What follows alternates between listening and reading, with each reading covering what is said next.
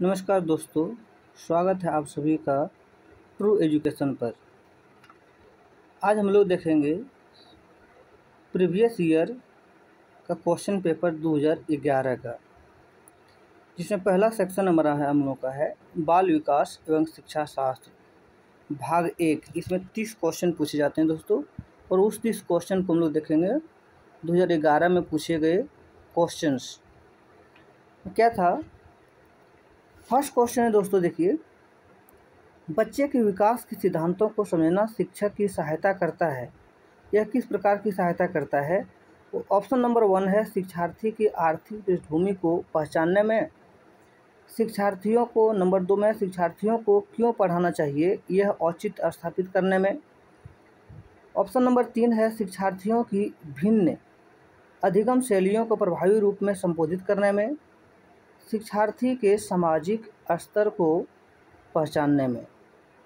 लगभग यहाँ पे ऐसे तो हम लोगों को लग रहा है कि ये सभी ऑप्शन सही दिख रहे हैं, लेकिन इनमें से जो सबसे औचित्य और सबसे सही सटीक आंसर जो है उसे हम लोगों को टिक करना होगा। यहाँ पे क्वेश्चंस के अनुसार जो कह रहे हैं बच्चे के विकास के सिद्धांतों को समझना शिक्षक की सहायता करता है।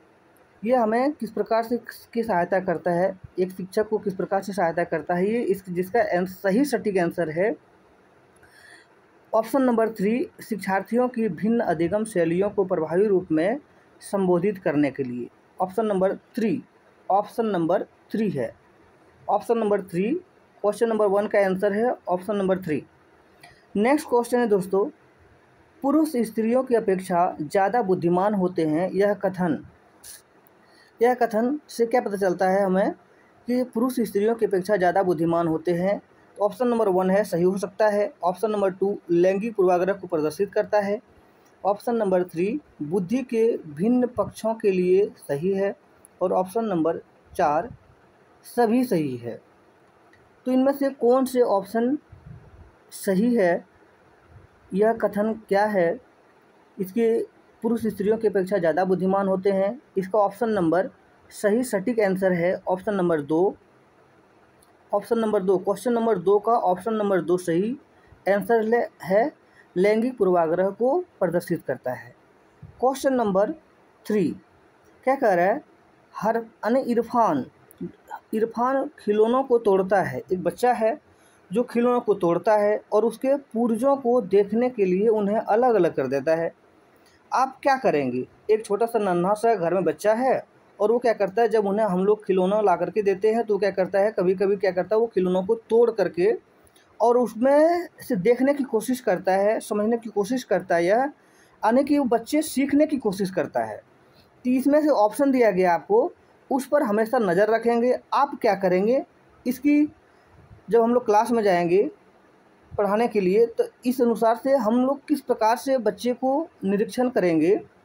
ऑप्शन नंबर 1 है उस पर हमेशा नज़र रखेंगे, उसके जिज्ञासु स्वभाव को प्रोत्साहित करेंगे और उसकी ऊर्जा को सही दिशा में संचारित करेंगे, उसे समझाएंगे कि खिलौनों को तोड़ना नहीं चाहिए। और ऑप्शन नंबर 4 है इरफान को खिलौनों से कभी भी अब खेलने नहीं दिया जाएगा या नहीं देंगे। तो आप क्या करेंगे? इसमें से सही इसका आंसर है, ऐसे तो आप लोग सोच सकते हैं कि कौन सा आंसर सही होगा। जैसे हम लोग को सब सही लग रहा है कि इरफान खिलौनों का, अब बच्चे खिलौना तोड़ दे रहा है, अब इनको खिलौना देंगे ही नहीं। फिर हम समझाएं कि बच्चे को खिलौना नहीं तोड़ना चाहिए, उनको समझा देंगे, हम ये भी कर सकते हैं। लेकिन उनमें से सबसे सही आंसर हमारा होगा क्वेश्चन नंबर 3 का ऑप्शन नंबर 2। ऑप्शन नंबर 2 जो है वो हमारा सही आंसर होगा। ऑप्शन नंबर 2 जो है हमारा सही आंसर होगा क्वेश्चन नंबर 3 का। आगे चलते हैं दोस्तों, आगे क्वेश्चन नंबर 4 में। क्वेश्चन नंबर 4 में क्या है? क्वेश्चन नंबर 4 में कह रहा है क्रिस्टीना अपनी कक्षा को क्षेत्र भ्रमण पर ले जाती है और वापस आने पर विद्यार्थियों के साथ भ्रमण पर चर्चा करती है। यह डैश की ओर संकेत करता है। यह किस ओर संकेत करता है? यह क्या संकेत करता है? सीखने के लिए आकलन करना, वो जो अब हम लोग उसको घुमाने ले गए, वहाँ पे क्या क्या सीखे, नहीं देखे, वो लोग क्या क्या देखे, क्या क्या समझे, क्या क्या सीखे, तो इसका हम लोग आ करके क्या करते हैं, घर में चर्चा करते हैं, या फिर क्लास के बच्चे ले गए हैं तो क्लास में क्या किया जाएगा, इसका चर्चा की जाएगी। तो इसलिए हम लोग चर्चा क्यों करते हैं, क्लास में जाते हैं तो हम लोग इसका जब वापस बच्चे को लाते हैं भ्रमण से, तो हम लोग उसको चर्चा हम लोग करने की क्या उद्देश्य है, हम लोग का उद्देश्य क्या है। उसमें से ऑप्शन दिया गया है, सीखने के लिए आकलन, आकलन के लिए सीखना, आकलन का सीखना, और सीखने का आकलन असेसमेंट करना। क्या करते हैं हम लोग,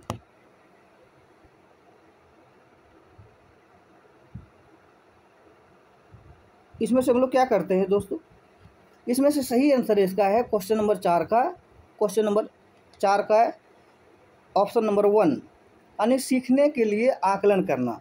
बच्चे से जब पूछते हैं क्या देखे, क्या समझे, क्या सीखे, है ना, उन्होंने वहाँ पे गया, भ्रमण किया, तो उन्होंने क्या देखा, क्या समझा वहाँ पे। आगे क्वेश्चन नंबर 4 है हमारा दोस्तों, क्वेश्चन नंबर 5, प्रत्येक विद्यार्थी स्वयं में विशिष्ट है। इसका अर्थ है कि प्रत्येक विद्यार्थी विशिष्ट है, प्रत्येक विद्यार्थी स्वयं में विशिष्ट है, कोई बच्चा नहीं है जो कि अपने आप में विशिष्ट नहीं है। यहाँ पे कथन दिया गया है कि सामान्य से विशिष्ट की ओर हम लोग चलते हैं। जब हम लोग प्रशिक्षण ले रहे थे तब हम लोग को समझाया गया था दोस्तों कि विद्यार्थी जो होता है, कोई विद्यार्थी सामान्य से विशिष्ट की ओर जाता है, विशिष्ट से सामान्य की ओर नहीं जाता है। तो यहाँ पे कथन है प्रत्येक विद्यार्थी स्वयं में विशिष्ट है। इसका अर्थ है कि, क्या अर्थ है, ऑप्शन नंबर 1, शिक्षार्थियों में न तो कोई समान विशेषताएं होती है और न ही उनके लक्ष्य समान होते हैं। ऑप्शन नंबर 2 में दिया गया है सभी शिक्षार्थियों के लिए एक समान पाठ्यक्रम संभव नहीं है। ऑप्शन नंबर 3 है एक विषम रूपी कक्षा में शिक्षार्थियों की क्षमताओं को विकसित करना असंभव है। और ऑप्शन नंबर 4, कोई भी दो शिक्षार्थी अपनी योग्यता या योग्यताओं, रुचियों और प्रतिभाओं में एक समान नहीं होते हैं। इसका आंसर क्या होगा दोस्तों, इसका सही आंसर जो है, इसका सही आंसर है क्वेश्चन नंबर 5 का। और इसमें से देख लीजिए, शिक्षार्थियों में न तो कोई समान, ये तो नहीं हो सकता है, सभी शिक्षार्थियों के लिए एक समान पाठचर्या संभव नहीं है, ये तो संभव हो सकता है। जो क्लास में बैठे हुए हैं लगभग विद्यार्थी, तो उनके लिए तो पाठचर्या समान होते हैं। फिर क्या है, मतलब पाठ्यक्रम जो होता है, जो पुस्तक होते हैं वो तो समान होता है, तो वो संभव, ये ऑप्शन सही सटीक नहीं लग रहा है। इसका सही ऑप्शन जो है ऑप्शन नंबर 4 हो रहा है। क्वेश्चन नंबर 5 का सही आंसर है कोई भी दो शिक्षार्थी अपनी योग्यताओं, रुचियों और प्रतिभाओं में एक समान नहीं होते हैं। ठीक है, आगे चलते हैं दोस्तों। क्वेश्चन नंबर 6 का, क्वेश्चन नंबर 6 पे कह रहा है सृजनात्मक उत्तरों के लिए आवश्यक है, मतलब क्रिएटिविटी टाइप का आंसर, क्रिएटिव आंसर है ना। सृजनात्मक उत्तरों के लिए आवश्यक है, 1 नंबर है विषय वस्तु आधारित प्रश्न है, नंबर 2 मुक्त उत्तर वाले प्रश्न, एक अत्यंत अनुशासित कक्षा, नंबर 4 प्रत्यक्ष शिक्षण एवं प्रत्यक्ष प्रश्न। इसमें से सही उत्तर क्या है, इसमें से सृजनात्मक उत्तर के लिए हम लोग देंगे तो इसमें क्या आंसर हो सकता है, सृजनात्मक उत्तरों के लिए आवश्यक है, क्या आवश्यक है। क्वेश्चन नंबर 6 का ऑप्शन नंबर 2 इसका सही आंसर है। क्वेश्चन नंबर 7 पे चलते दोस्तों। क्वेश्चन नंबर 7 पे क्या है, शिक्षार्थियों को डैश के लिए प्रोत्साहित नहीं करना चाहिए। मतलब इस गैप में क्या होगा, जो यहाँ पे डैश, जो डॉट दिया हुआ, शिक्षार्थियों को डॉट के लिए प्रोत्साहित नहीं करना चाहिए, किस लिए हमें प्रोत्साहित नहीं करना चाहिए। ऑप्शन नंबर 1 में है समूह कार्य में दूसरे विद्यार्थियों के साथ सक्रिय रूप से अंतःक्रिया करने। ऑप्शन नंबर 2 अधिक से अधिक पाठ्यचर्या या पाठ्य सामग्री या पाठ्य सहगामी होता है, जो साथ में पढ़ने वाले होते हैं, अधिक से अधिक पाठ्य सहगामी क्रियाओं में हिस्सा नहीं लेना। ऑप्शन नंबर 3 शिक्षक जो पूछ सकते हैं उन सभी प्रश्नों के उत्तर याद कर लेना। मतलब क्या, जो क्वेश्चन पूछा जाएगा शिक्षक के द्वारा केवल वही प्रश्न आज याद करेंगे बच्चे, ऐसा भी नहीं है ना, ऐसा भी नहीं, मतलब ये नहीं होना चाहिए, है ना। तो ये हमको तो यहीं पे लग रहा है कि इसका आंसर, सबसे सटीक आंसर यही होगा क्या होगा कि शिक्षक जो पूछ सकते हैं उन सभी प्रश्नों के उत्तर याद करने। और ऑप्शन नंबर 4 में दिया गया है कक्षा के अंदर और बाहर अधिक से अधिक प्रश्न पूछना। इसका कोई मतलब नहीं है। इसका सही सटीक आंसर है option number 3। Option number 3 option number 3 इसका सही आंसर है। क्वेश्चन नंबर 7 का ऑप्शन नंबर सही आंसर है इसका। आगे चलते हैं दोस्तों, क्वेश्चन नंबर 8 पे, निम्नलिखित में से कौन सा रचनात्मक आकलन फॉर्मेटिव असेसमेंट, आकलन का इंग्लिश होता है असेसमेंट, रचनात्मक फॉर्मेटिव कहो या क्रिएटिव कहो, है ना। क्या कह सकते हैं कि निम्नलिखित में से कौन सा रचनात्मक आकलन फॉर्मेटिव असेसमेंट के लिए उचित उपकरण नहीं है। मौखिक प्रश्न, सत्र परीक्षा, प्रश्नोत्तरी और खेल, और 4 नंबर में दत्त कार्य। इनमें से सही रचनात्मक उचित उपकरण कौन सा नहीं है। इनमें से सही रचनात्मक उचित उपकरण अकॉर्डिंग टू मी क्या हो रहा है, ये आपका क्वेश्चन नंबर 8 का ऑप्शन नंबर 2 सत्र परीक्षा क्या है, उचित उपकरण नहीं है रचनात्मक आकलन के लिए। क्वेश्चन नंबर 9, भारतीय समाज की बहुभाषिक विशेषता को डैश देखा जाना चाहिए। ऑप्शन नंबर 1, विद्यालय जीवन को समृद्ध बनाने के संसाधन के रूप में। ऑप्शन नंबर 2, विद्यार्थियों को सीखने के लिए अभिप्रेरित करना, शिक्षक योग्यता की चुनौती के रूप में। ऑप्शन नंबर 3 क्या है, शिक्षार्थियों के लिए विद्यालय जीवन को एक जटिल अनुभव के रूप में बनाने के एक कारक के रूप में। और ऑप्शन नंबर 4 शिक्षण अधिगम प्रक्रिया में बाधा के रूप में। इसका ऑप्शन नंबर कौन सा सही है, विद्यालय जीवन को समृद्ध बनाने के लिए, ये इसका सबसे सटीक आंसर है। ये इसका सबसे सटीक आंसर है। आगे चलते हैं दोस्तों, क्वेश्चन नंबर 10 पे क्या दिया गया है, विद्यार्थियों के सीखने में जो रिक्तियां रह जाती है उनके निदान के बाद डैश होना चाहिए। क्या होना चाहिए, सघन अभ्यास कार्य, मतलब बहुत मेहनत से अभ्यास कार्य प्रैक्टिस करना। आगे कहता है, आगे ऑप्शन नंबर 2 में सभी पाठों को व्यवस्थित रूप में दोहराना। आगे कह रहा है ऑप्शन नंबर 3 में शिक्षार्थियों और अभिभावकों को उपलब्धि के विषय में। 4 समुचित उपचारात्मक कार्य, मतलब क्या है, शिक्षार्थियों के सीखने में जो रिक्तियां रह गई, जो कमी रह गई, तो उसको अब किस तरह से निदान करने के लिए हम लोग सोच सकते हैं।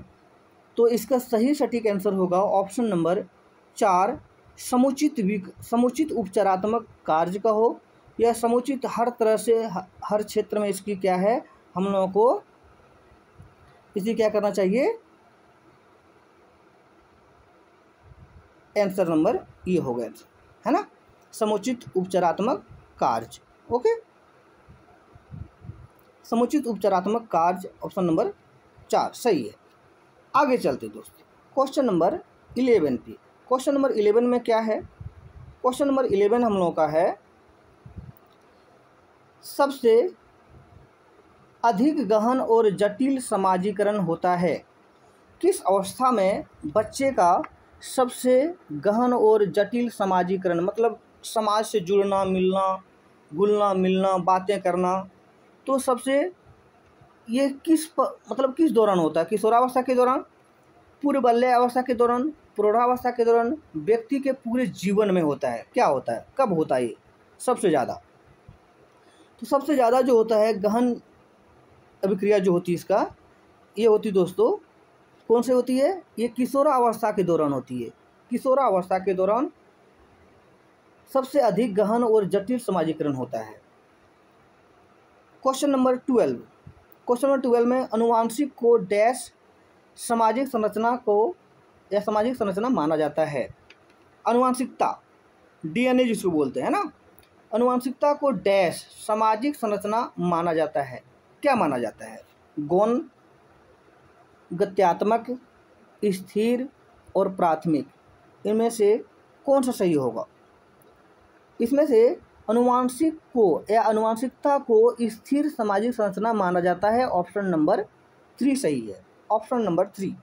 ऑप्शन नंबर 3 इसका सही आंसर है, यानी कि स्थिर माना जाता है। आगे चलते हैं दोस्तों, क्वेश्चन नंबर 13। क्वेश्चन नंबर 13 में क्या दिया गया है? क्वेश्चन नंबर 13 में क्या दिया गया है? पियाजे के अनुसार विकास की पहली अवस्था जन्म से लगभग 2 वर्ष आयु के दौरान बच्चा सबसे बेहतर सीखता है। पियाजे के अनुसार डैश है ना, तो यहाँ पे क्या कर रहा है? पियाजे के अनुसार विकास की पहली अवस्था जन्म से लगभग 2 वर्ष के दौरान बच्चा डैश सबसे बेहतर सीखता है। ऑप्शन नंबर 1 निष्क्रिय शब्दों को समझने द्वारा, मूर्त तरीके से चिंतन द्वारा, भाषा के नए अर्जित ज्ञान के अनुप्रयोग द्वारा। ऑप्शन नंबर 3 या 4, ऑप्शन नंबर 4 इंद्रियों के प्रयोग द्वारा बच्चे कब सीखता है? जैसे जिन पियाजे ने अलग अलग स्टेजेज दिए थे, अलग अलग अवस्थाएं दिए थे बालकों में वृद्धि या बुद्धि के क्रमिक विकास के लिए, है ना। जिन पियाजे ने 4 अवस्थाओं में उन्होंने बांटा है। पहली अवस्थाएं उनका ये है कि इंद्रिय जनित गामक अवस्था, हम लोग आपका ट्रेनिंग जब कर रहे थे, अब ट्रेनिंग जब कर रहे होंगे उसमें आप सीखे होंगे इंद्रिय जनित गामक अवस्था, जिसको हम लोग 2 वर्ष से यानी कि जन्म से 2 वर्ष तक उसको मानते हैं। पहली अवस्था आप लोग नोट कर सकते हैं दोस्तों। जिन पियाजे के अनुसार बुद्धि के क्रमिक विकास को 4 अवस्थाओं में विभाजित किया है। पहला अवस्था है क्या है? इंद्रिय जनित गामक अवस्था जन्म से 2 वर्ष तक। दूसरा है पूर्व संक्रियात्मक अवस्था जो 2 से 7 वर्ष तक होती है। और तीसरा होती है मूर्त संक्रियात्मक अवस्था जो 7 से 11 वर्ष तक होती है। और चौथी अवस्थाएं है अमूर्त संक्रियात्मक अवस्था जो 11 साल से ऊपर के बच्चे होते हैं उनकी होती है अमूर्त में, है ना। तो यहाँ पे क्या कहा गया है? पहली अवस्था, है ना, पहली अवस्थाएं यहाँ पे कही गई है दोस्तों। तो इसका सही सटीक आंसर क्या होगा? ऑप्शन नंबर 4 इंद्रियों के प्रयोग द्वारा। मतलब क्या, जब छोटे बच्चे होते हैं वो रोता है ना, रो करके वो, अब अगर बच्चे को भूख लग जाता है तो बच्चे क्या करते हैं, अपने जो दुख है या अपने जो उन्हें भूख लगता है वो भूख मिटाने के लिए वो रोने लगते हैं। और तभी उनके क्या करते हैं, बच्चे के माँ करके उनको दूध पिलाते हैं। ओके, ऑप्शन नंबर 4 इसका क्वेश्चन नंबर 13 का सही आंसर है। ऑप्शन नंबर 4 इंद्रियों के प्रयोग द्वारा। ओके, नेक्स्ट क्वेश्चन नंबर 14 निम्नलिखित में से कौन सा समझ के लिए शिक्षण को प्रदर्शित नहीं करता? ओके, फर्स्ट है नियम कैसे काम करता है इसे स्पष्ट करने हेतु उदाहरण उपलब्ध कराने के लिए विद्यार्थियों को पढ़ाना। नंबर दो है समानता और अंतर देखने के लिए सादृश्यता स्थापित करने के लिए विद्यार्थियों की सहायता करना। ऑप्शन नंबर 4 विद्यार्थियों को एकाकी तथ्यों और प्रक्रियाओं को याद करने के योग्य बनाना। ऑप्शन नंबर 4 परिघटना या अवधारणा को अपने शब्दों में अभिव्यक्त करने के लिए विद्यार्थियों को कहना। इसका सही सटीक आंसर दोस्तों ऑप्शन नंबर 3। नेक्स्ट क्वेश्चन हमारा क्या है?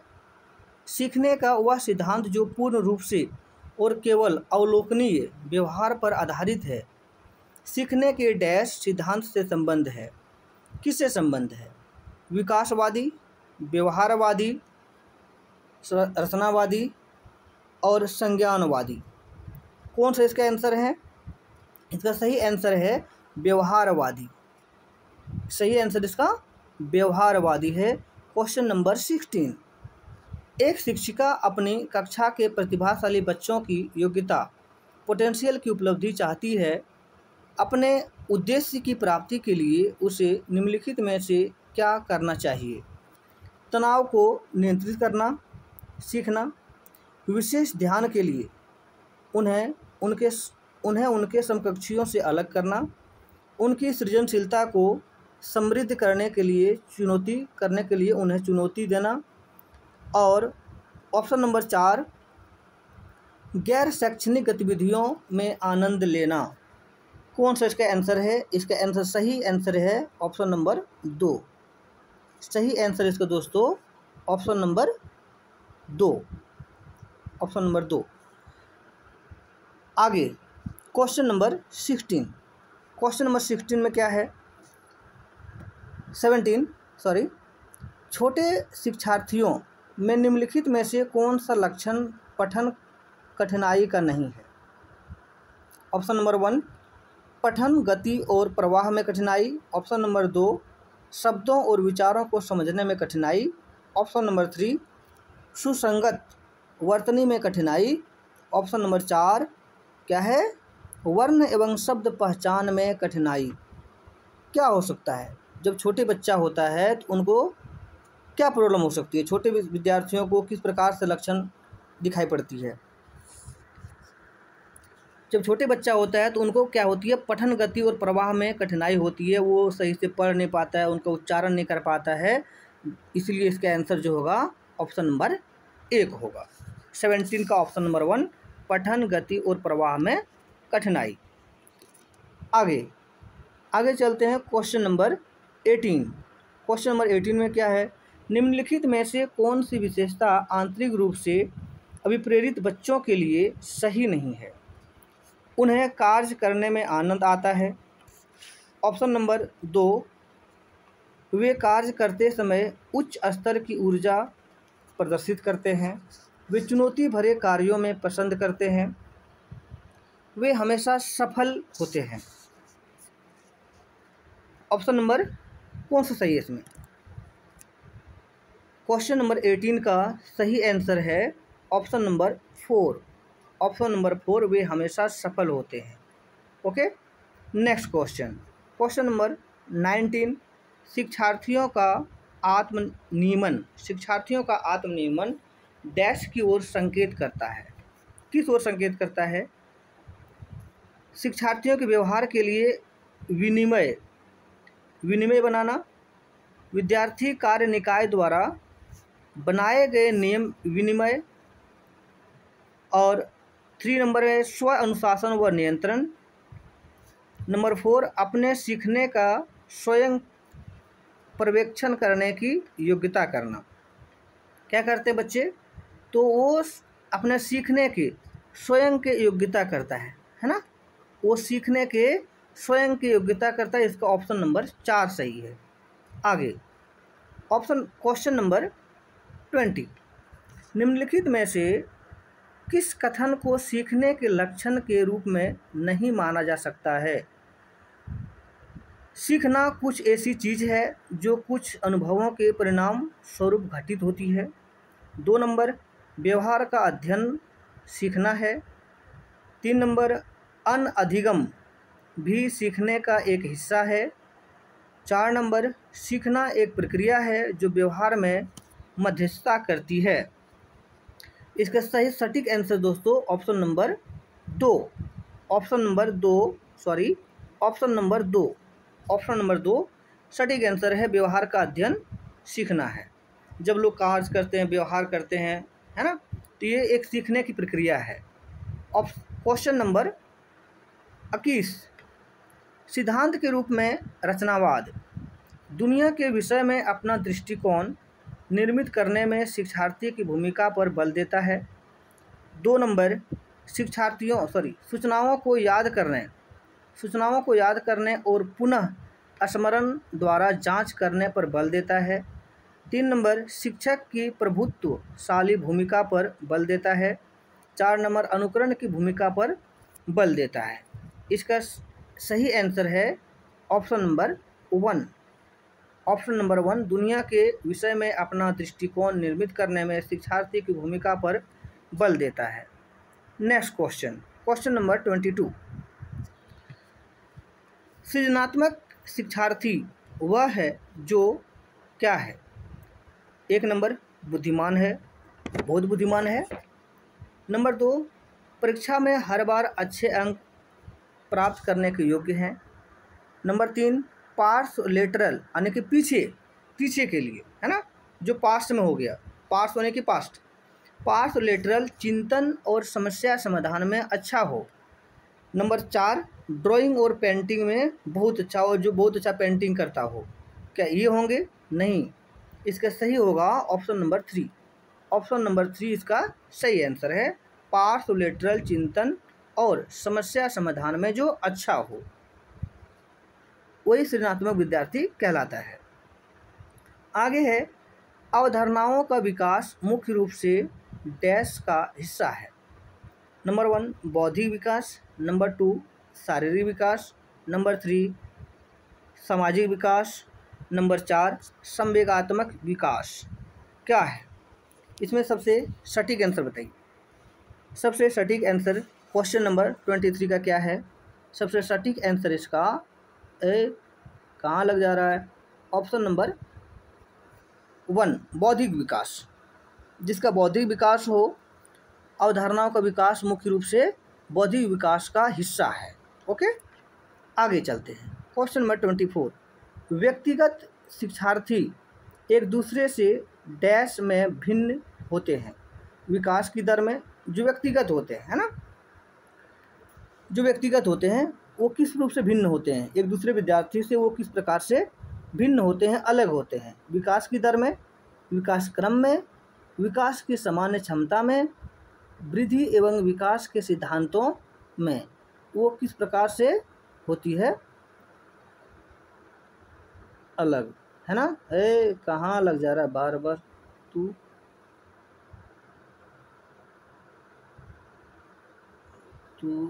कहाँ जा रहा है? 1 मिनट। ऑप्शन नंबर 1 विकास की दर में।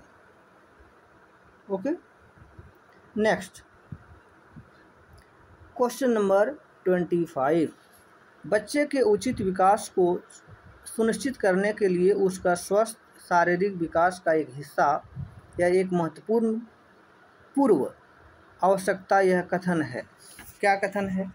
गलत हो सकता है, क्योंकि विकास नितांत व्यक्तिगत मामला है। यह सही है, क्योंकि विकास क्रम में शारीरिक विकास सबसे अधिक पहले स्थान पर आता है। सही है, क्योंकि शारीरिक विकास के अन्य पक्षों के साथ अंतः संबंधित है। ऑप्शन नंबर 4 गलत है, क्योंकि शारीरिक विकास के किधर चला गया? विकास के अन्य पक्षों को किसी भी प्रकार से भी प्रभावित नहीं करता है। इसका सटीक आंसर है option number 3। Option number 3। Next question,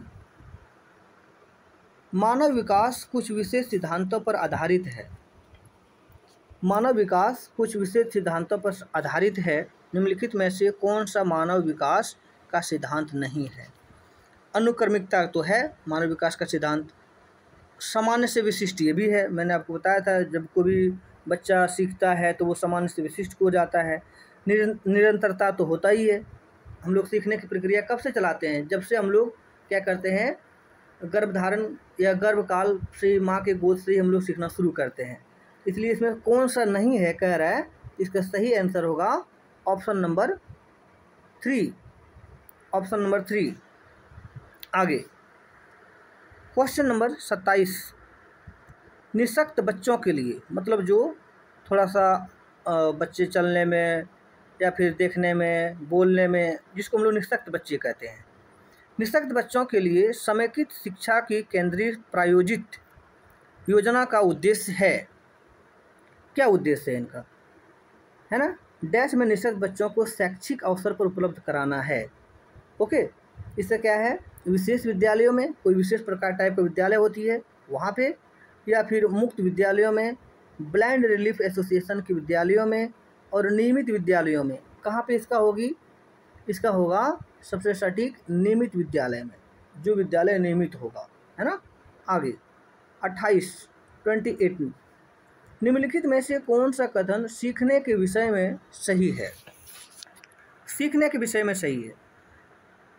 1 number, सीखना उस वातावरण में प्रभावी होता है जो संवेगात्मक रूप से सकारात्मक और शिक्षार्थियों को संतुष्ट करने वाला हो। सीखने के लिए या सीखने के किसी भी चरण में सीखना संवेगात्मक कारकों से प्रभावित नहीं होता है।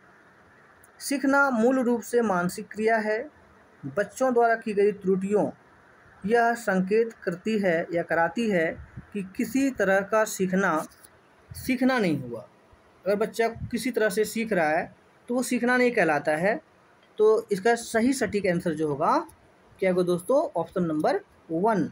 ऑप्शन नंबर 1 ठीक करने का। हाँ, ओके। 28 में क्या है?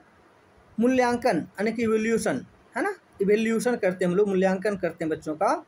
इवैल्यूएशन का कौन सा मुख्य उद्देश्य होना चाहिए? सबसे अच्छा उद्देश्य कौन सा होना चाहिए? क्या उद्देश्य है इसका? 1 नंबर है विद्यार्थियों की उपलब्धि को मापना, बच्चे जो सीखते हैं उसकी उपलब्धि को मापना। यह निर्णय लेना कि क्या विद्यार्थी को अगली कक्षा में प्रोन्नत किया जाना चाहिए।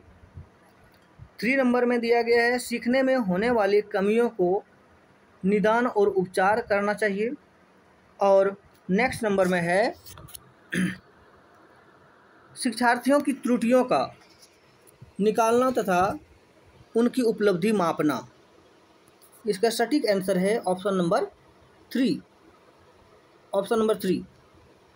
नेक्स्ट ऑप्शन नंबर इसका 3 नंबर ऑप्शन था सही सटीक आंसर। इवोल्यूशन का कौन सा मुख्य उद्देश्य है? तो सीखने में होने वाले कमियों को निदान, है ना, जो बच्चे वो नहीं सीख पा रहे हैं उसमें कुछ कमी हो रहा है तो उसमें कुछ उपचार किया जाए, कुछ उसमें निदान किया जाए, तभी बच्चे क्या होंगे और अच्छी तरह से सीख पाएंगे, तभी उसका मूल्यांकन करेंगे तो हमें अच्छा रिजल्ट मिलेगा। आगे क्वेश्चन नंबर 30।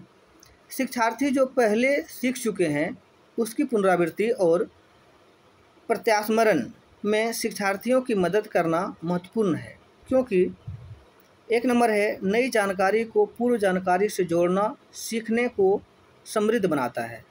ऑप्शन नंबर 2 पूर्व पाठों को दोहराने का यह एक प्रभावी तरीका है।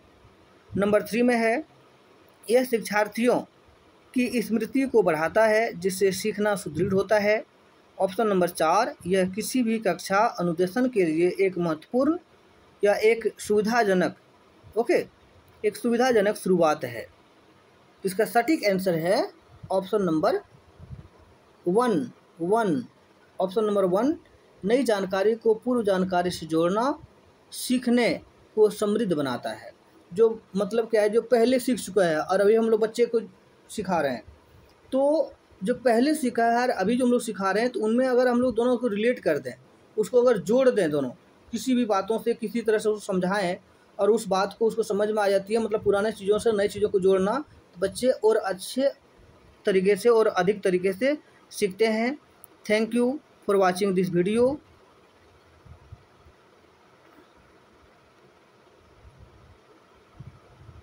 धन्यवाद।